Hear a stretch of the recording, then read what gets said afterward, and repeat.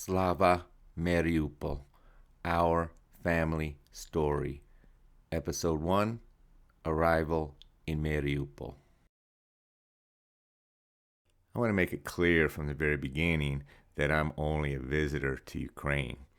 I don't speak Ukrainian language. I only know a few Russian phrases, and even English I have my problems with. I don't represent or speak for Ukrainians. They can do that for themselves. I only represent my family and myself. First, some background. I met my future wife on a free online dating website at the beginning of 2015. I never paid a penny to anyone. Before then, I had never heard of Mariupol, but when I looked it up, I saw it was on the front lines. So I asked her repeatedly how could she live in a war zone. Eventually, she convinced me that if it wasn't safe, she herself would take her family and leave. So I ignored multiple warnings from the State Department website, different forums, friends. Everybody warned about traveling to and especially living in Donbas. It reminded me of stories I had read of Americans getting in trouble in places like North Korea or Iran, and I always wondered, how can they be so dumb to put themselves in that position? Here I was doing the exact same thing. In spring 2016, I got rid of most of my stuff and shipped what was left in 6 boxes to Mariupol. I had a small check every month, and I had nothing against the USA, but I wanted to see the world a little bit, so I did travel to Ukraine, but I didn't ever have the intention to remain there permanently. In April 2016, I took a one-way flight halfway around the world to Boryspil Airport, just east of Kiev. From the airport, we took a cab over the river to downtown Kiev, where we stayed in a hotel overlooking Olympic Stadium. They had a game one of those nights. We stayed in the hotel because I had to get my bearings, new time zone, new language, but we did walk around as well. After a few days, we headed down to Mariupol. Here's a map of Ukraine, which is about the size of Texas. I had landed in the capital Kyiv, you can see up in the north central part of the country on the river Dnipro. Downriver are other cities such as Dnipro, Zaporizhia, where there's a big nuclear power plant, and near the mouth of the river, Kherson. Across from Kherson is Odessa on the Black Sea. Southeast of Kherson, you can see the Crimea Peninsula, and to the east of that, the Sea of Azov. Mariupol, marked by a red star, is on the shore of the Azov Sea, 40 miles west of the Russian border. It lies in the industrial heartland of Ukraine, the Donbas, colored in blue. It's made up of Lugansk to the north and Donetsk Oblast to the south. A little bit northwest of Donbas along the Russian border is Kharkiv, the second largest city in Ukraine. It's 20 miles from the border and has a gigantic outdoor market that is just amazing. Finally, to the far west of Ukraine, close to Poland, is the city of Lviv. We took the train from Kyiv heading south along the river towards Mariupol. It was overnight, about 18 hours, and then we eventually reached the train station in Mariupol, which is right on the shoreline.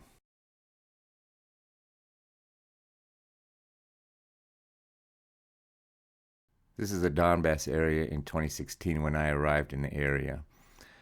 The Russians and their proxies LNR and DNR had already captured maybe a third of Donbass, colored here in yellow.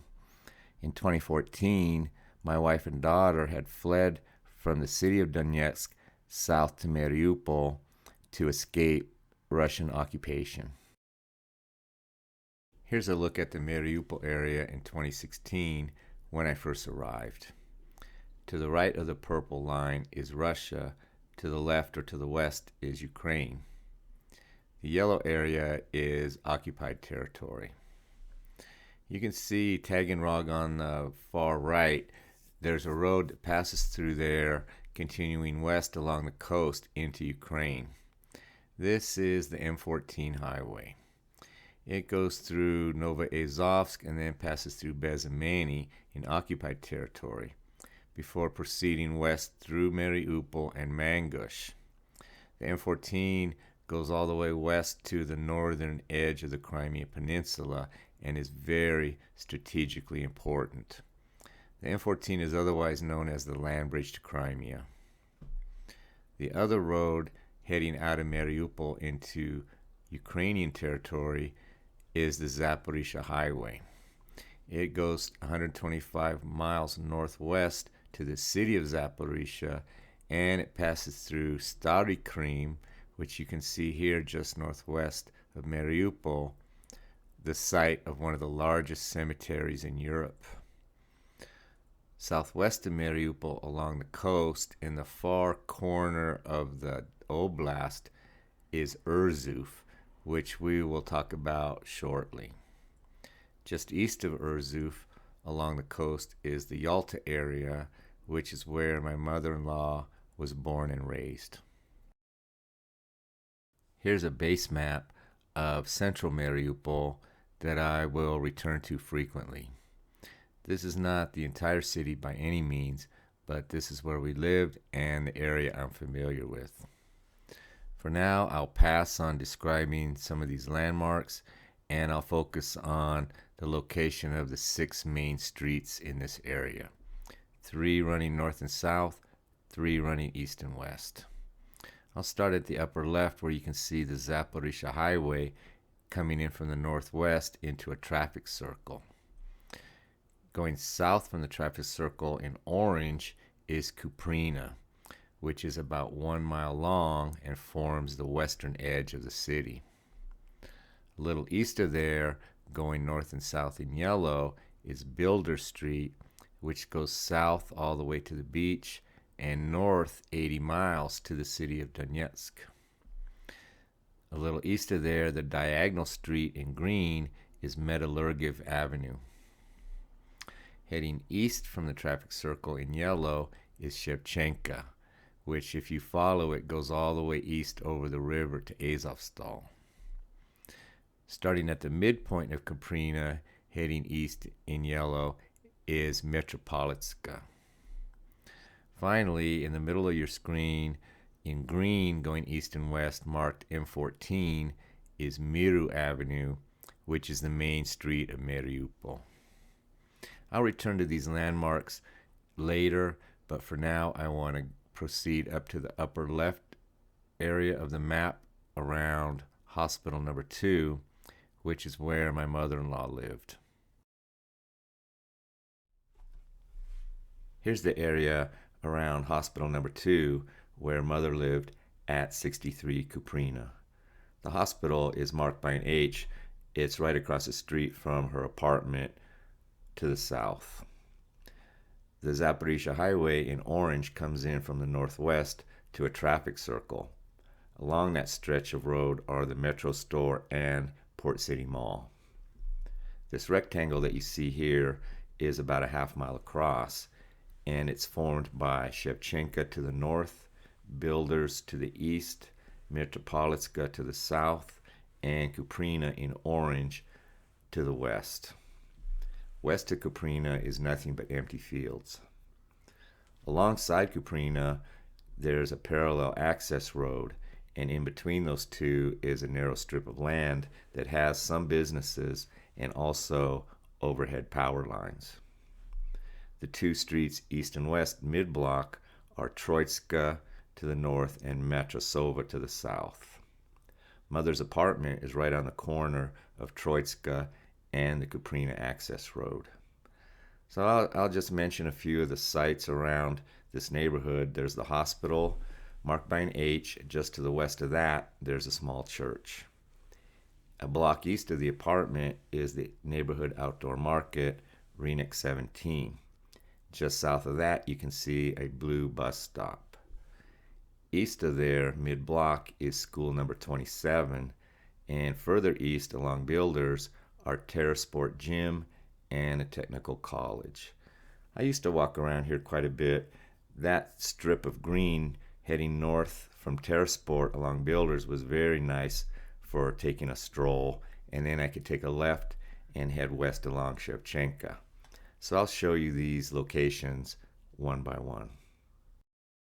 Here's a view of 63 Kuprina looking east down Troitska from main Kuprina. You can see the overhead power lines, and behind those trees is the access road. In the middle of the screen is 63 Kuprina, to its left 65 Kuprina, and to its right 87 Troitska. Across the street out of the picture to the right is hospital number 2. To the left under these power lines out of the picture was a transformer station, and when I first came to this area they had a 24-hour military sentry guarding that station. Next I'm going to show you the view when you turn left between those two buildings on Troitska. Here's what you see when you drive in off of Troitska into the apartment courtyard. On the immediate left is 63 Kuprina. After that is 65 Kuprina on the left, and it keeps on going until 73 and 75 Kuprina are right on the traffic circle. Here's a very, very outdated view of the south side of hospital number 2 inpatient building, 7 stories high. It didn't look nearly this bad when I moved there, but it was still this brown color up until it was later renovated. Here's a view of the small church looking east from the Kuprina access road. You can see the renovated hospital number 2 inpatient building in the background. Here's the front gate of Renick 17, which is the neighborhood outdoor market. Inside where you see those umbrellas, they sell sunglasses in the summer, gloves and hats in the winter. If you take an immediate left inside the gate, there's currency exchange. If you head straight back, there are clothing and shoe vendors. And if you take a right, they have food items such as meat, dairy, nuts, produce, cake, candy, whatever you want. Picture on the right shows some vendors outside on the sidewalk right outside the Renick gate. Just south of the Renick entrance is a block-long one-way street which basically serves as one long bus stop. Here you see the trolley bus stop with its blue shelter. You will see the shelter again in a later episode. Behind the trolley buses are the marshrutkas, the minibuses, which is what we usually took. A little bit further east is Gymnasium School 27, which both my wife and daughter attended. My wife went to this school because she lived in the neighborhood and this was the local school. My daughter attended Gymnasium School 27 even when she lived 80 miles away in Donetsk prior to 2014. She would stay during the weekdays with her grandmother in Mariupol and go to this school before heading home to Donetsk on weekends. The reason for that was that this was one of the few, maybe the only, school in Donetsk Oblast prior to 2014 that had school instruction in Ukrainian language. My wife was insistent that her daughter become fluent in Ukrainian. Despite the fact that instruction was in Ukrainian, every student every year had mandatory classes in Russian language, Russian literature, and Russian history. No exceptions. We tried to get an exception, and the principal was actually a former classmate here of my wife and a neighbor of my mother-in-law. Nevertheless, she simply told us that nobody above her would approve any exemptions. So my daughter ended up taking Russian classes against her will. There was a funny story where an elderly Russian literature teacher at this school taught the students a patriotic, imperialistic Russian poem. The students filmed this and complained to their parents, who then escalated it to the point where it made the local news and the teacher was forced to retire. This photo shows the main entrance of the school, which faces south away from Troitska. This photo is directly across from the last photo. They face each other. I took this photo in 2017, and we will see this again in a future episode. At the end of the block on Builders was Terrasport Gym, which had a pool hall on the second floor and the gym on the ground floor and basement. Right next door to it was Savona Movie Theater. Across the street from the gym, on Builder Street, was this technical college, which usually looked pretty abandoned. It later became a shelter, as you shall see in another episode. As I mentioned, I did like to walk along Shevchenka, where there's a green belt.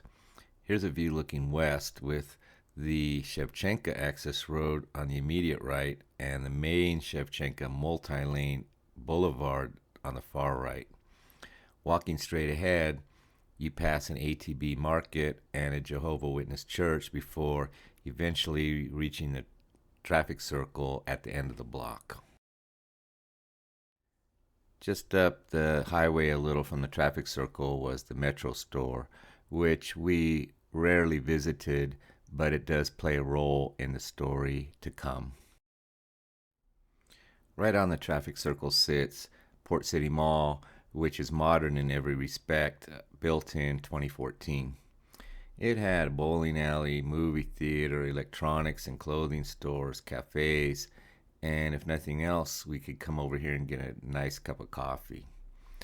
Shortly after I arrived in Mariupol in summer 2016, they displayed the Euro Cup soccer games out here in the parking lot on large screen TV. We came over here a few summer evenings. It was pleasant weather. We could watch the game, have some food and beer, and it was a very nice time. There were some entertainment options inside, in particular the multiplex cinema upstairs that we went to frequently. I usually watched horror or sci-fi because I didn't understand the language, but you could bring your own food and beer in there. You could buy it anywhere and just carry it in, which was nice.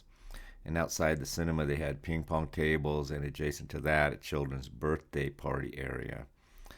This mall was really the anchor of the neighborhood. That June, we went down to the main wedding office in downtown Mariupol next to the underpass and recited our vows, becoming happily married. But my work wasn't done. I still had paperwork to do in order to remain in Ukraine. In order to establish legal residency, I had to leave Ukraine and visit a consulate outside the country. We chose Krakow, so we took the 30-hour train ride out to Lviv. I crossed the border, took care of my business. We went back to Lviv, and then on the way to the train station, we took a cab. He asked us the natural question any cab driver would ask on the way to the train station: where are you headed? My wife answered Mariupol, and the driver was shocked and asked her how could she live in a war zone. It was pretty much the same question I was asking myself. Sunday morning, August 7th, 2016, Mariupol was hit by a 4.8 earthquake. I was awoken by it, and I immediately thought we were under attack. I ran to the window, started looking around for explosions, and had a little bit of a panic. Eventually, I pulled myself together, looked on my phone, and discovered it was only an earthquake. Combine this incident with the sentry guarding the power lines outside Mother's apartment, the cab driver expressing disbelief that we could live in Mariupol, and it dawned on me that I wasn't ready to live there yet. I'll end this episode with a brief review of my new in-laws' family history. At the top of the diagram, respectively, are my wife's mother and father. I'll start on the lower right with her father's maternal grandfather, who worked in one of the Tsar's palaces. He was murdered by the Bolsheviks in 1917. His pregnant wife fled to her native Poltava, where she soon had a baby daughter. Both that daughter and her mother subsequently, 14 years later, underwent Holodomor, which was the intentional starvation of Ukrainians by the Kremlin. 10 years after that, the daughter was taken captive by the Nazis and taken to work in a factory next to a concentration camp in Poland. If she ever needed clothing, then she had to pick through the leftovers of the gas chamber victims. Later after that, she married a man who had been a tank driver in the Red Army. He committed so many atrocities and killed so many civilians that he was never able to overcome his grief and shame and guilt. Now moving to mother's side of the family, her maternal grandmother also underwent Holodomor. She went to jail for smuggling wheat to feed her children. Her efforts, though, were futile since 7 of her 11 children starved to death. One of the survivors was my wife's grandmother. She was also later taken captive by the Nazis, but she was taken to a German city to work as a maid for a family who treated her very well. She had money in her pocket, weekends off, and the family liked her. She wanted to stay after the war, but the Red Army forced her to return to the Soviet Union. She did learn German during those years, which she passed along to my mother-in-law, who still knows some German today. She married an infantryman from the Red Army who had a hole in his skull from a bullet wound. Now I'll move to my wife's father. He was such a staunch anti-communist who hated the Kremlin that any new clothes he bought, his wife immediately sewed all the pockets shut so that nothing incriminating could be placed on his body. The ruble devaluation in 1998 completely wiped out his life savings and all of his work. He never really recovered either financially or emotionally from that. Later on, he did a job out in Yerzuf for Governor Yanukovych, doing extensive remodeling of his house that took several months. When the job was completed, Yanukovych refused to pay and stiffed him. All these financial setbacks took their toll, and he passed away before the age of 60 by a heart attack. This diagram leaves out my wife and daughter who fled Donetsk in 2014 with what they could carry in their little economy car, never to return to their homes. That's it for this episode. Thank you for watching.